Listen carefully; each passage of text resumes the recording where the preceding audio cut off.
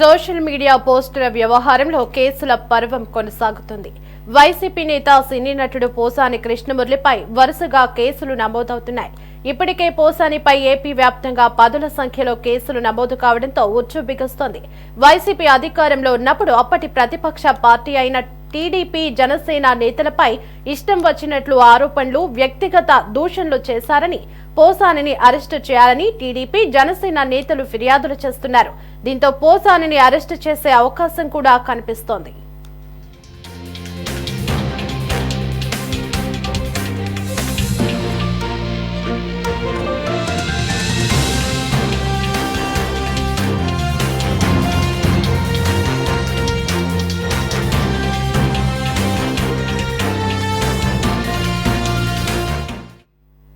CM Chandrababu, deputy CM Pavan Kalyan, TTD chairman BR నాయుడుపై social మీడియాలో అనుచిత వ్యాఖ్యలు చేశారంటూ పోసానిపై ఫిర్యాదులు వెల్లువెత్తుతున్నాయి.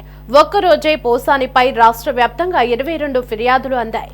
వీటిలో 5 చోట్ల పోలీసులు కేసులు నమోదు చేశారు. అయితే డిప్యూటీ సీఎం పవన్ కళ్యాణ్ ను అసభ్యకరంగా దూషించారంటూ నమోదైన కేసులో విచారణకు హాజరు కావాలని పోసానికి 2-3 రోజుల్లో నోటీసులు జారీ చేస్తామని విజయవాడ, భవానీపురం పోలీసులు తెలిపారు.